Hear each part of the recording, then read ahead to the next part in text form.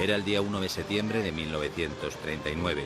Sin previa declaración de guerra, 1,5 millones de soldados alemanes invadieron Polonia con el pretexto de actos de sabotaje fronterizos.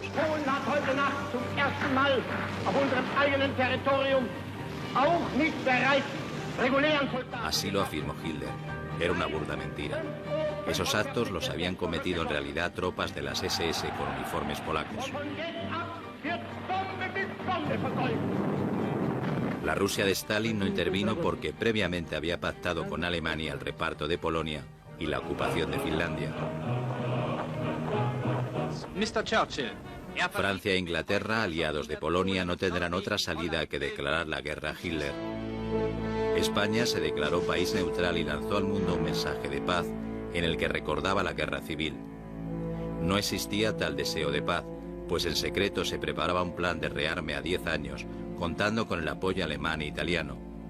Franco pensaba en una guerra corta y con un vencedor en la nueva Europa, la Alemania de Hitler. Se plantea por parte de Franco y los altos jefes militares de marina, de aire y de tierra la necesidad de un plan a 10 años de rearme, de armamento, contando en su caso con tecnología alemana o italiana, puesto que España apenas tenía tecnología propia, y podríamos decir que hay un alto coste de oportunidad porque en unos momentos en que la economía española estaba muy deteriorada por la guerra civil, se invirtieron en estos sectores militares unas cantidades bastante elevadas mediante leyes reservadas que eran de alto secreto, no aparecían en el boletín oficial del Estado, y esas cantidades pues dejaron de ser empleadas en sectores como la agricultura o la producción de bienes de consumo, que podrían haber aliviado muy mucho la situación de la población civil en aquellos momentos. España vivía en una situación de bloqueo impuesto por los aliados por la posición germanófila de su gobierno. Serrano Súñer, el ministro de la Gobernación, era el hombre fuerte e imprescindible destinado a implantar el Estado totalitario, impulsando para ello un acercamiento a la Italia de Mussolini.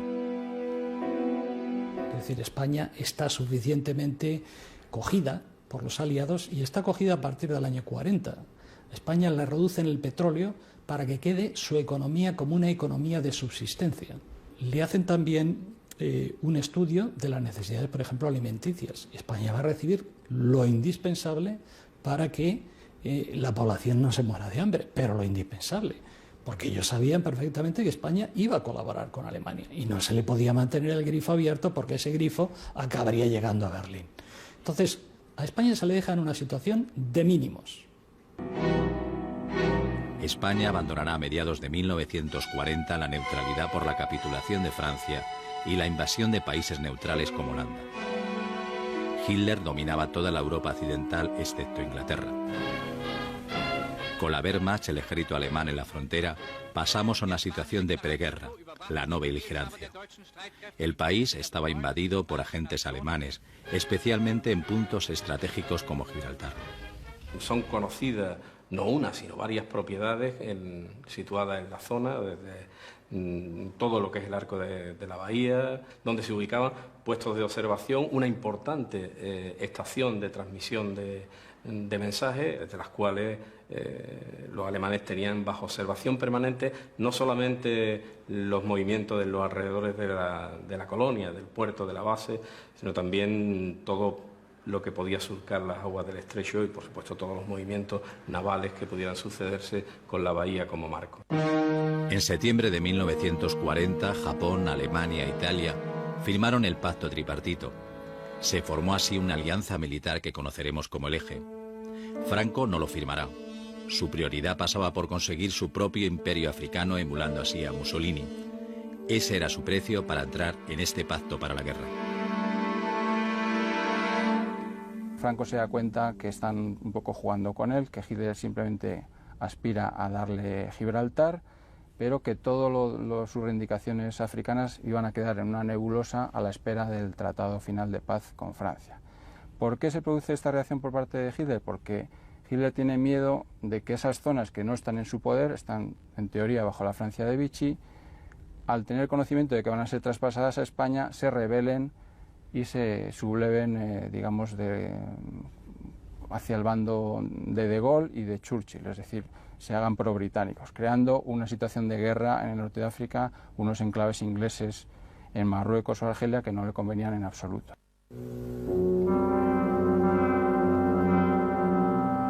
Alemania realizará una intensa actividad diplomática que desembocará la llamada Conferencia de Hendaya entre Franco y Hitler el día 23 de octubre de 1940. Unos días antes, Serrano Suñer había sido nombrado ministro de Asuntos Exteriores. El protocolo que nos traen a firmar pues está con nuestra adhesión al tripartito y además en términos en que con arreglo a esa adhesión al tripartito somos ya aliados militares y Alemania será la que dispondrá la hora y el momento en que España entrará en la guerra. Aquello lo rechazamos. Según Serrano Suñer, la delegación española presentó un contraproyecto de mínimos que no nos comprometía. La realidad fue otra. En la documentación alemana incautada por los aliados sí apareció un convenio de Hendaya de carácter secreto que suponía nuestra integración en el Pacto de Acero. Nos convertíamos así en un aliado a Alemania. En sus cláusulas es un pacto que es más exigente que el Tratado Constitutivo de la OTAN. Entonces, este pacto significa que España ya no es no solo no beligerante, sino que España rompe la neutralidad y es un país del eje más. ¿Qué aspectos hay que tener en cuenta?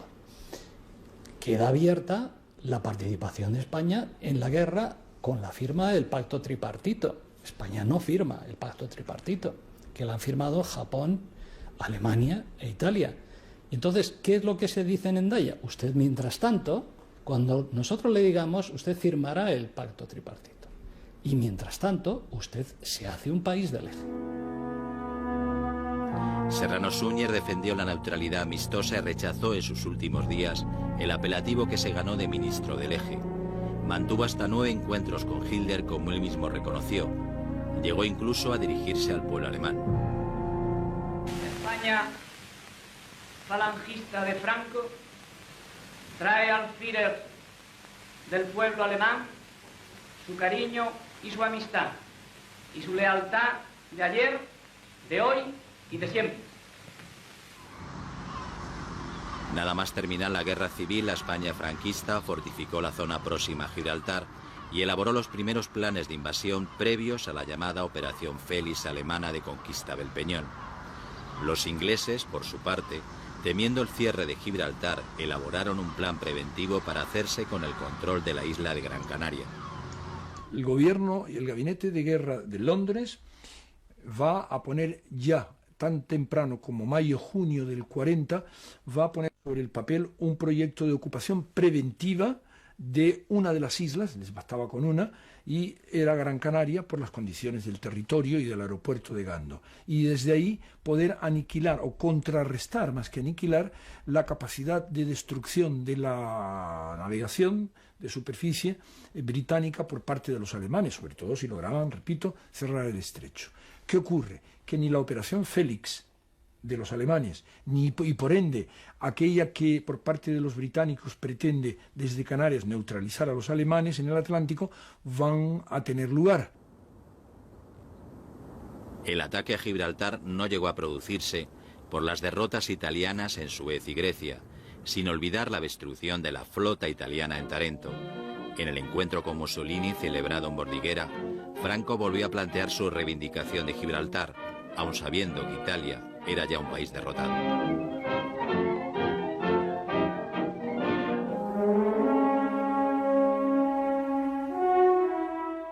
Tánger, situada estratégicamente en el estrecho, a escasas millas de Algeciras, fue nuestra única adquisición territorial durante la Segunda Guerra Mundial. En el verano de 1940, Tánger fue ocupada por España e integrada en el llamado Protectorado Español. El régimen franquista trasladó la idea de que Tánger había sido conquistada. El caso de la ciudad de Tánger, que era una ciudad bajo administración internacional desde el año 23, pero enclavada en pleno protectorado español, era, digamos, una especie de espina o de segundo Gibraltar que tenía España en Marruecos. Entonces ya desde hacía casi 2 décadas se venía hablando de recuperar de alguna manera Tánger. La ocasión se presenta cuando entra Italia en guerra a partir del 10 de junio del año 40 y esto crea una situación de guerra entre Italia, que era una de las potencias administradoras de Tánger, y Francia e Inglaterra por otro lado, ¿no?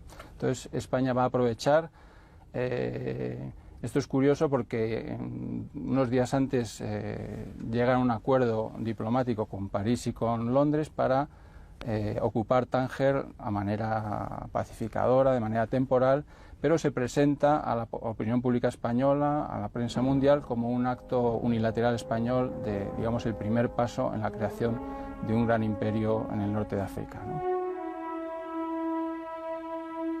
El exilio fue la única voz discrepante. Desde México, la publicación del Partido Comunista España Popular denunció la ocupación como un acto de agresión y un nuevo paso de España hacia su intervención en la Guerra Mundial. No estaba descaminado este periódico. Existía un plan de invasión del protectorado francés que se paró en el último momento. Para eso hay 2 cuerpos de ejército preparados, se ha sobornado a los caídes, a diferentes jefes de tribu del Marruecos francés para que se levanten y se subleven y crear esa situación de desorden propicia para que España pueda intervenir como potencia pacificadora, ¿no? ¿Por qué esta invasión del Marruecos francés no se produce, que era el gran sueño de Franco? Porque Francia, a partir del armisticio, empieza a enviar refuerzos tanto de aviones como de tanques y de hombres a la zona de Marruecos francés, Argelia y Túnez. Entonces Franco tiene cierta prevención de si lanza sus ejércitos se va a encontrar con una gran resistencia francesa a la que probablemente no podría ser capaz de derrotar. El único apoyo que tenían los españoles era el Diario de España, fundado en 1938 por Juan Verdaguer, gran comisario español en Tetuán. Este periódico sufrirá paulatinamente un cambio ideológico por influencia de los periodistas del exilio. Allí llegará a trabajar Jaime Jiménez el Chato. Juan Belvedere ya para él no tiene sentido continuar con la labor propagandística de las tropas franquistas durante la Guerra Civil porque ya ha terminado, y directamente lo que hace es darle el periódico a Gregorio Corrochano. Y ahí digamos que empieza lo que yo denomino la transición periodística. Es decir, el origen de la lucha, podemos decir, antifranquista en la prensa española, algo de una relevancia, yo creo que para el periodismo español hasta ahora desconocida. Entonces, un diario que tenía un origen franquista se convierte de la noche a la mañana, digamos así, de una forma vulgar, en el diario más vendido en la gloriosa España de Franco por dar informaciones de los enemigos de Franco, ¿no? El diario España de Tánger consolidó así una fórmula de éxito por su tratamiento neutral de la Segunda Guerra Mundial. En Algeciras llegaban a pagar un duro por ejemplar, cuando costaba una peseta en aquellos años 40 del hambre y el extraperlo. La forma de hacerlo tenía mucha gracia, porque aparte de ser grandes intelectuales, pues eran gente que tenía un ingenio especial, una sorna, y era la misma página separada por un renglón que decía la guerra contada por el eje y la guerra contada por los aliados. Nada más terminar la Segunda Guerra Mundial, Tánger volvió a ser la ciudad internacional que siempre fue. Allí se incorporó el Chato, indultado después de pasar 5 años de cárcel como preso político. Es un personaje histórico y de una gran importancia. Podemos hacer una pequeña semblanza a título anecdótico. Fue el primer español que fue redactor del New York Times, nada más y nada menos, y entonces llega allí a Tánger y es el primer periodista español que empieza a hablar de todo lo que el régimen franquista había prohibido en la península. Entonces, digamos, empieza la otra rama de resistencia antifranquista en el diario España de Tánger. Jaime Jiménez el Chato vivirá 11 años en Tánger. Volverá a Madrid sin llegar a conocer la democracia por la que tanto luchó. En 1969 murió este periodista que supo combatir por la libertad con su pluma y su palabra.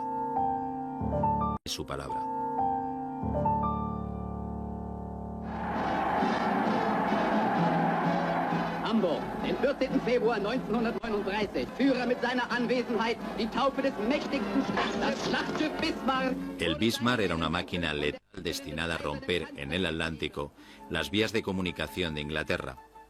Desplazaba más de 50.000 toneladas y llevaba 2.000 hombres a bordo. Pese a su blindaje, que llegaba a los 32 centímetros de espesor, desarrollaba una velocidad de 32 nudos. Tenía 20 grandes cañones. Los 8 principales llegaban a disparar proyectiles de 800 kilos de peso a una distancia de más de 20 kilómetros.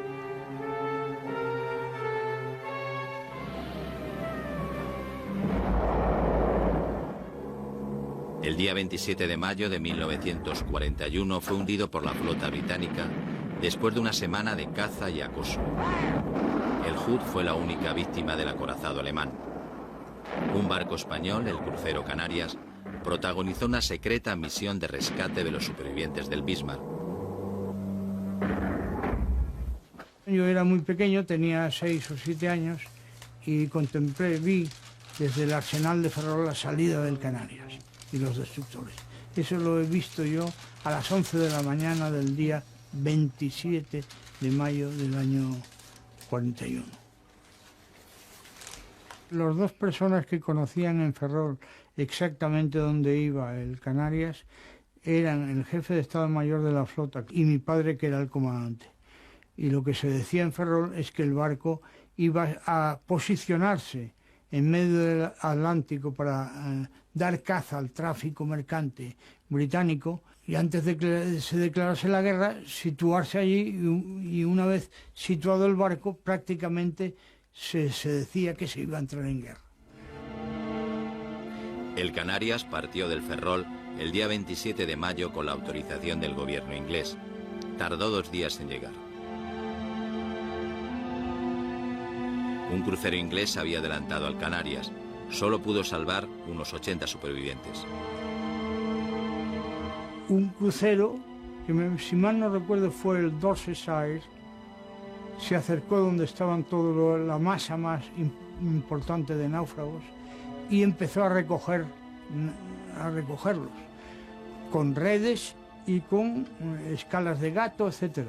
Y cuando ya llevaban recogidos unos 80 supervivientes, sonó la alarma antisubmarina en el crucero británico porque habían avistado un submarino alemán, que no se sabe si era el U-74. Y claro, y el comandante del crucero británico dio la orden de avante toda y abandonó a toda la gente en el agua, y dice Treckmann que se oían unos gritos desgarradores. El Canarias contactó con un submarino alemán. No avistó en su búsqueda a ningún buque aliado.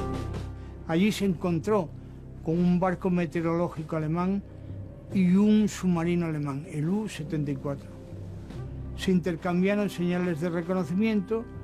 El submarino alemán preguntó al Canarias el siguiente mensaje: Canarias, ¿ha encontrado usted supervivos en vez de supervivientes? El Canarias localizó a 2 cadáveres que pudieron ser subidos a bordo. Se les formó una pequeña capilla ardiente, cubiertos los cadáveres con la bandera alemana, y el día 31 se arrojaron al agua los cadáveres con el himno alemán, con todos los honores que se dan en la mar a los que murieron por su patria. El Canarias no iba dirigido a Ferrol, sino a La Coruña. Y en La Coruña se habían preparado ya manifestaciones progermanas.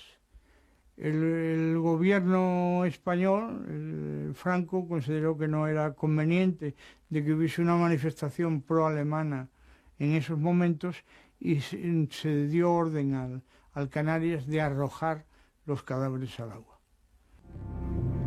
El jefe de la Marina alemana, el almirante Erich Raeder, agradeció el gesto del Canarias mandando a su comandante una foto dedicada.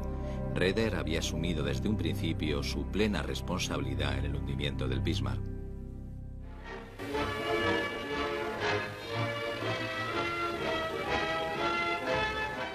La máquina de guerra nazi necesitaba de wolframio para conseguir aceros más resistentes. Alemania solo podía conseguirlo en Galicia. Hoy se siguen recordando esos tiempos de guerra que trajeron la fiebre del wolframio, ese oro negro que durante la Segunda Guerra Mundial alivió el mundo rural gallego y evitó la asfixia económica del franquismo. La producción superó en ese periodo las 20.000 toneladas, la mayoría procedente del mercado negro. El wolfram indudablemente es un producto esencial para la maquinaria de guerra. Hay que tener en cuenta que el 90% de los materiales del Wolfram de España está en Galicia. Y no es un mineral tampoco que abunde en el mundo. Es un mineral necesario para tiempos de guerra, muy necesario para tiempos de guerra, pero que no abunda. Y buena parte de ese material está localizado aquí. Por lo que respecta al Wolfram, el franquismo, concretamente Franco, juega un papel muy ambiguo, comerciando prácticamente a dos frentes, con los nazis, con la Alemania nazi, y también con Gran Bretaña, porque, entre otras cosas, no sabe a dónde va a ir, evidentemente, el rumbo de la guerra.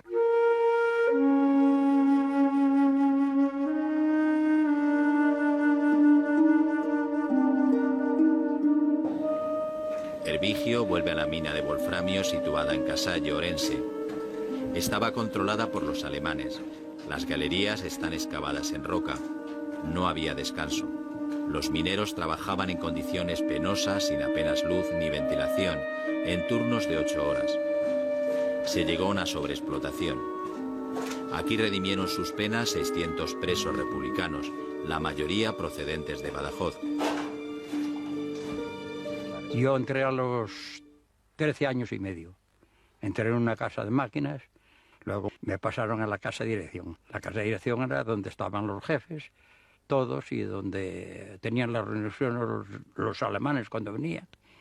Venían los 4 alemanes, pero aquí no había más que uno que le llamaban el señor Peña. Unas 10.000 personas trabajaron en Galicia en las minas del wolframio.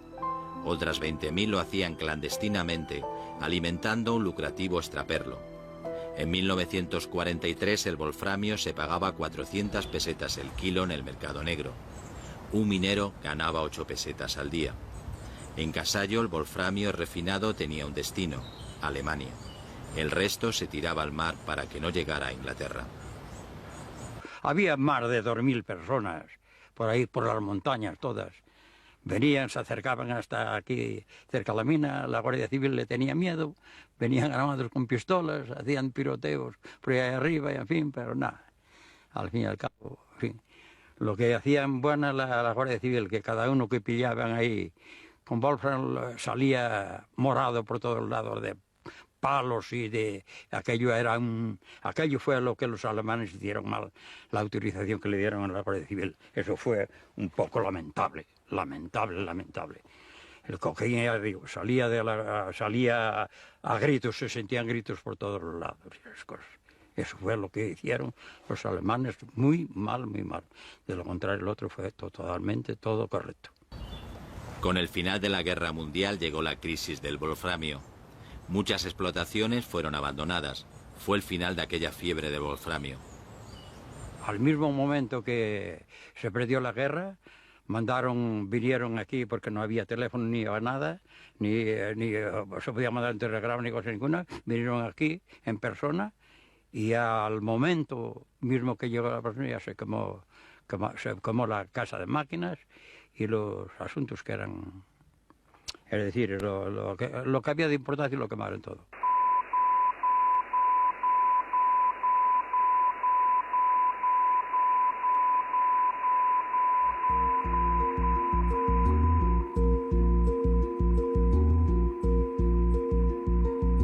España no solo aportó wolframio, también colaboró decisivamente en la guerra electrónica. Hoy en día esto es todo lo que queda de un complejo de antenas instaladas en Lugo por la Alemania nazi en el año 1942. Eran 3 torres. Cada una medía unos 100 metros de altura y fueron montadas pieza a pieza. Ninguna sigue en pie por abandono y desidia. Las 2 últimas se cayeron por un temporal. Sin ningún mantenimiento resistieron más de 70 años. Formaban parte de un sistema de localización por radio llamado electrosone. El funcionamiento primitivo de esto era un GPS, lo que hoy conocemos por un GPS. Con 2 radiofaros de estos lo que se conseguía era que en cualquier parte del Atlántico o de Europa se pudiese situar un navío o un avión, ¿no? Ese era el funcionamiento. Moderno, es que era avanzadísimo para su época. Era una tecnología... por ejemplo, aquí los equipos que tenían en Lugo por el mismo cable que alimentan las antenas, ellos eran capaces por 2 líneas de traer la corriente eléctrica, el teléfono y el control de los equipos. Era una instalación militar al servicio de la Alemania nazi. Se ideó una fórmula para salvar nuestra neutralidad. Todos los equipos fueron comprados por un valor económico, o sea, no fue un regalo de Alemania, ni fue nada que Alemania hubiese establecido aquí por su cuenta. Lo que pasa es que estaba operado por alemanes. Los españoles tenían prohibido, mientras estuvieron los alemanes, los españoles tenían prohibido el acceso a lo que era la parte operativa, ¿no? La estación funcionó hasta los años 80. Desde entonces ha sufrido un proceso de bandidaje y pillaje. Esto realmente es ya lo único que se conserva del Radio Faro, es un diario de control de la estación. Es del año 44 y, bueno, cada media hora, cada 30 minutos ellos hacían una anotación en la que se reflejaba la frecuencia en la que estaba transmitiendo, el control de rumbo, etcétera, ¿no? Entonces, hay una anotación interesante que ya al final de la guerra dice: los días venideros serán duros y difíciles. Muy cerca de estas antenas se levantó este campo de aviación. Fue puesto en servicio en el año 1943. Respondía a un plan de rearme del Ministerio del Aire. Formaba parte de un centro de alta información meteorológica y de comunicación de interés para España y también para la Luftwaffe, la aviación militar alemana. El aeródromo realmente solo nació para darle cobertura a los servicios de mantenimiento de estas antenas de Radio Faro, que en principio, pues lógicamente por la contienda debían de ser aviones, y digo debían, entrecomillado, debían de ser aviones civiles los que dieran ese servicio. Ya después, en un sitio como este, no sé si tomaban civiles o militares, no puedo decirlo, pero vamos, está claro que era para dar servicio en aquel entonces solo exclusivamente a las antenas.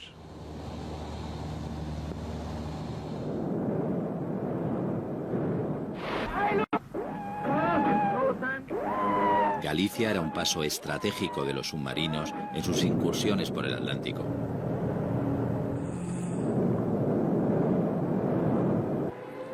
Los aviones ingleses llegaban hasta Galicia persiguiendo a los submarinos alemanes. Las misiones ponían en alerta a las defensas españolas. En esta batería, situada en la localidad gallega de Ares, los artilleros aprendían a distinguirlos mediante dibujos. Solo aparecen los aparatos aliados, aunque debían estar todos, incluidos los españoles. Pues hubo combates y hubo acciones de guerra contra submarinos en la propia costa española, violando el espacio del territorio nacional.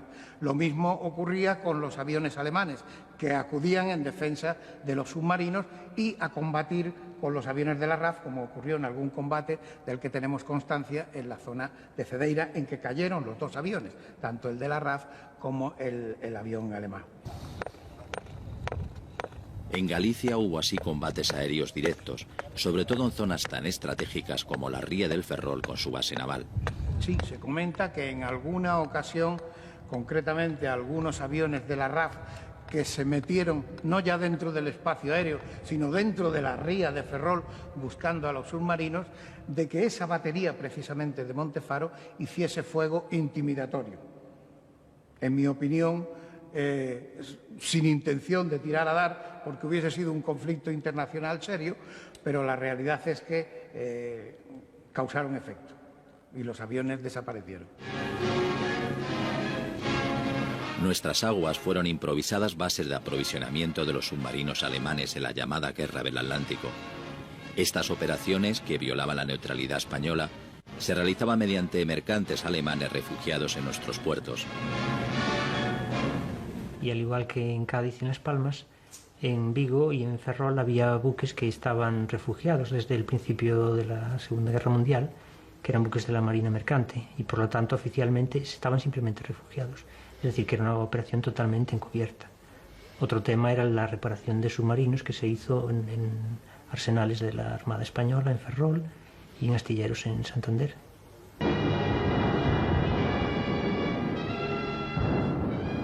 En el verano de 1941, Alemania invadió la Unión Soviética. Hitler presionó para que España declarase la guerra.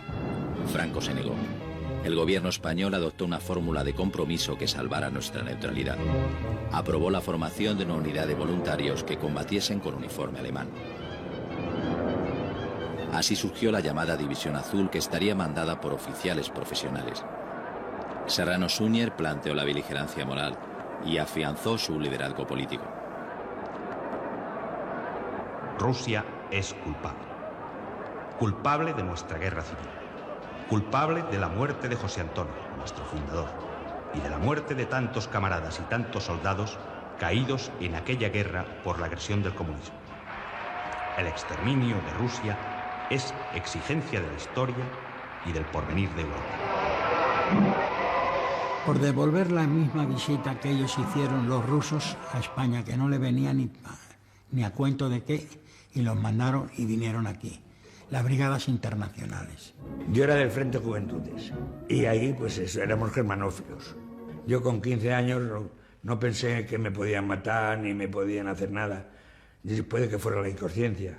Yo salí de mi casa con el pantalón corto, el macuto, como si fuera un campamento del Frente Juventudes. Dejé la ropa en casa de un compañero que también se venía y allí me vestí.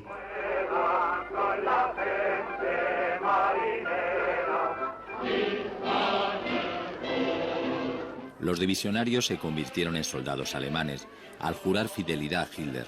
También se comprometieron a luchar contra el comunismo. Allí no se juraba la bandera española, se juraba fidelidad al Führer. Y la cumplimos. Después vino una larga marcha de 1000 kilómetros desde Alemania hasta el frente ruso, en apenas un mes. Los divisionarios quedaron fuera de la batalla de Moscú y fueron destinados a Leningrado, que sufrió un asedio de casi 1000 días. El 12 de octubre de 1941 tuvieron su bautismo de fuego con 3 muertos. Padecieron temperaturas extremas y continuas llamadas a la deserción. No, para nada. Yo volvería otra vez. Si se dieran los mismos casos, volvería otra vez porque no fuimos contra los rusos, contra el pueblo ruso, porque nosotros vivíamos en las mismas chabolas que los rusos. Los alemanes las echaban al pajar o las echaban de la ETA. Nosotros no, nosotros lo comíamos de lo que teníamos nosotros y lo que tenían ellos. Se hacía una comida y dormíamos en las paneras, como yo les decía. La guerrilla rusa siempre los respetó. Con el tiempo, el ejército alemán reconocería a la División Azul como granaderos, soldados de élite. Y les extrañaba mucho a los alemanes que el español fuera así. Que ese ejército que fuera desabrochado, que esto y lo otro. Pero cuando se entró en combate, se destaparon y hubo palabra del Führer que dijo, ya está publicada, esto lo sabe todo el mundo. Lo saben americanos, lo saben todos, que lo dijo este hombre. Dijo, cuando pase un español, descúbranse porque es un héroe. Todo dijo Führer. En el verano de 1942 se intentó el asalto en Leningrado, pero ya era tarde. El general Muñoz Grandes fue relevado. Era para el Eje el recambio de Franco. La división seguiría un año más en Rusia. Fue sustituida por la Legión Azul. Este es el de la Wehrmacht. ¿Qué me lo dice allí en la Legión Azul? Que eso se habla de la División Azul, pero de la Legión Azul pocos hablan. Y estuvimos allí sabiendo que no nos teníamos relevo, que ahí estamos hasta la extinción o acabar la guerra. En Rusia murieron 5.000 españoles. Fue el alto precio que pagaron estos hombres para que las divisiones alemanas no cruzaran los Pirineos. El nodo no mostró sus combates ni sus muchas penalidades. Cuando comenzó este noticiario, en 1943, los divisionarios estaban a punto de regresar a casa.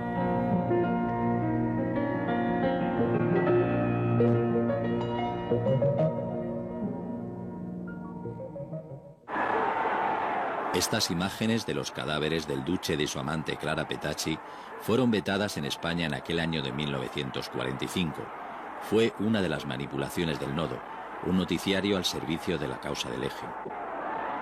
Una de las maneras en que Alemania se quiere cobrar la ayuda que ha estado prestando a Franco durante la guerra va a ser a través del cine. Los pactos que se firman o los acuerdos cinematográficos que se firman, una de las exigencias de Alemania va a ser que no se permita proyectar en España los noticiarios norteamericanos. Pero Franco va a estar todo el rato navegando a dos aguas y bueno, va a poder solventar esta pequeña deuda que tiene con Alemania y sí que va a proyectar, aunque sea en menor medida, reportajes hechos por la Fox Movieton o por otras de las empresas norteamericanas que estaban afincadas en España. En el nodo se sucedían las victorias alemanas en el frente del Este, que tenía una prioridad informativa. Para el régimen era una guerra justa a continuación de nuestra guerra civil. En estas luchas, la aviación del Reich apoya incansablemente a las fuerzas de tierra. Una formación de Stukas ataca concentraciones de tanques bolcheviques, de tropas soviéticas y de fortificaciones. Sobre el plano vivo de la tierra van cayendo las bombas y las nubes de las explosiones señalan el acierto y la eficacia de la puntería. La guerra sigue. El nodo no informará de las derrotas alemanas en Stalingrado o el regreso en medio del silencio oficial de los últimos divisionarios. Al principio, la primera vez que regresamos, aquello fue fantástico. Luego ya después, según abriendo los batallones, iba siendo cada vez peor. Cada vez menos recibimientos y menos cosas. El nodo no recogerá tampoco el giro del gobierno franquista hacia la causa aliada, que comenzó con la entrada en la guerra de Estados Unidos. El desembarco aliado en África en 1942 aceleró este proceso. Los ingleses incrementaron la presión utilizando la guerra sucia. En la Guinea Española, un comando inglés apresó un mercante italiano y 2 barcos alemanes, refugiados en el puerto de Santa Isabel. Había también planes para, si fuera necesario, conquistar el Marruecos español, conquistando Ceuta y Melilla, etc. Esto es el plan Backbone. Bueno, todo esto se mantiene activo hasta los primeros meses del año 43, cuando ya ven que España realmente en España no ocurre nada, y cuando ven que Alemania tampoco va a hacer el paso decisivo, que es dar el paso decisivo, que es entrar en España y llegar hasta Gibraltar, conquistando con los apoyos españoles la península, pues realmente se desactivan estos planes. Los aliados recurrieron también al soborno para lograr que triunfaran las tesis neutralistas. Se movilizaron entre 1940 y 1942 un total de 11 millones de dólares de la época, depositados en una cuenta de un banco suizo en Nueva York. En este momento hay 4 generales que son básicos, que son el general Orgaz, el general Kindeland, el general Queipo de Llano y el general Aranda. Este va a ser los cabezas de fila importantes, independientemente de otros de menor graduación, que trabajarán también para impedir que España entre en guerra, salvando pues los intereses británicos. Todo esto tiene un precio y tiene un coste. El embajador inglés también favorece todo lo que sean ayudas económicas, acuerdos comerciales con España para proporcionarles combustible, cereales, etcétera, para intentar la política del palo y la zanahoria que han llamado, ¿no? Abastecer a España económicamente, comercialmente, para que no esté tentada de buscar fuera, por medio de las armas, algo que podría encontrar, pues eso, con acuerdos económicos, ¿no? En septiembre de 1942, Franco remodeló su gobierno. Serrano Suñer, el llamado ministro del Eje, fue cesado. El general Muñoz Grandes fue ascendido y asignado a un puesto en el Palacio del Pardo. Era una forma de neutralizarlo. En el año 42, efectivamente, el Eje también empieza a estar un poco cansado ya de la figura de Franco y está tentado de usar a Muñoz Grandes, que entonces es el general jefe de la División Azul, para, después de probablemente la toma de Leningrado, una gran victoria en el frente del Este, que por cierto nunca se produjo, pues haber repatriado a España, Muñoz Grandes, y convertirlo, mediante un pequeño golpe de Estado, en la nueva figura que mandara en España, ¿no? Con vistas, si no a una inmediata entrada en guerra de España, que quizás en el año 42 ya no era tan importante, por lo menos un régimen más simpatizante con Alemania, favorecer al máximo las exportaciones de wolframio, los productos, otros muchos metales que tenía España en abundancia, un poco deshacerse la figura de Franco, que ya se veía como una persona que se había un poco aprovechado de la amistad con Alemania, pero que casi no había dado nada a cambio. En 1943 Franco se postuló como mediador. Los aliados rechazaron la iniciativa. Solo aceptaban la capitulación sin condiciones del Eje. En el otoño de ese año España volvió a una neutralidad que llamó vigilante y aceptó el intercambio de prisioneros en Barcelona e Irún.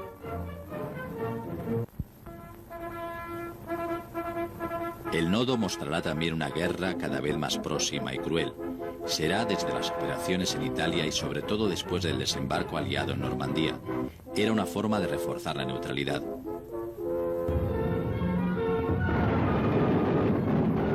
Para darse una idea de la dureza de esta batalla, basta contemplar el espectáculo de las ruinas, donde han quedado visibles y patentes las huellas de la gran tragedia. Así se muestra el escenario de Europa, donde la contienda armada sigue manteniéndose en todo su terrible fragor. Antes del desembarco en Normandía, Franco firmó un primer acuerdo comercial con Estados Unidos y Gran Bretaña, que nos obligaba a cortar las exportaciones de wolframio a la Alemania nazi. A pesar de lo firmado, los envíos de wolframio no cesaron. También se acordó cerrar el consulado alemán en Tánger. Con la capitulación alemana se planteó la cuestión española. Los aliados presentaron a España una lista de 700 nazis. Solo 200 fueron entregados. No eran los más importantes.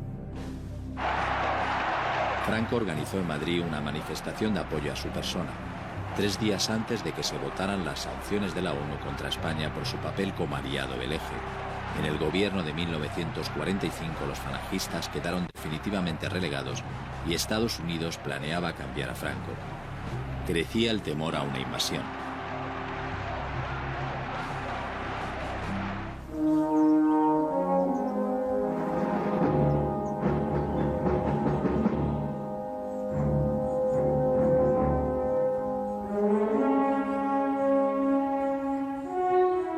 La línea P es como popularmente se le conoce, realmente es la línea defensiva de los Pirineos, tuvo su gran importancia en su momento de situación política que vivía el país. De hecho, era necesario impermeabilizar la frontera con este tipo de fortificaciones que abarcaban todo el Pirineo, desde el Cantábrico hasta el Mediterráneo. Se proyectaron cerca de 8.000 asentamientos, de los que se llegaron a construir 4.000. Es la obra de fortificación más grande construida después de la Segunda Guerra Mundial. Esta es la tronera de fuego y aunque está tapada por un muro, pues controlaba antes todo el paso de la carretera que descendía desde Francia hacia nuestro país, en este caso por la Estación Internacional de Candanchú. Las obras iniciadas en 1940 recibirán un fuerte impulso 4 años más tarde, cuando el Eje perdía la guerra y crecía el temor a una invasión aliada. Muchos de estos soldados, esclavos del siglo XX, nos dejaron un mensaje para la posteridad escrito en el hormigón. Uno de esos hombres es Manuel Esteban Marcos. Tenía 21 años cuando fue llamado a filas. Su destino, ingenieros. Su trabajo, la línea P de los Pirineos. Aquello fue tan desesperante y tan malo que un día me prometí a mí mismo que no me casaría para que mis hijos no pasaran lo que estaba pasando yo. Era una gran barrera defensiva formada por agrupaciones de fortificaciones autónomas y con una fuerte defensa. Se llamaban núcleos de resistencia en los documentos militares todavía secretos. Formaba parte de una política de rearme. Desde el año 1942 a 1948, el presupuesto militar prácticamente se duplicó. No había más herramientas que la dinamita y el esfuerzo humano. Nunca faltaron hombres y materiales como el hormigón o el acero. Nos hacían marcar un terreno siempre en roca viva. Y aquello se bajaba a puro de pistoletes, ¿sabes lo que es un pistolete?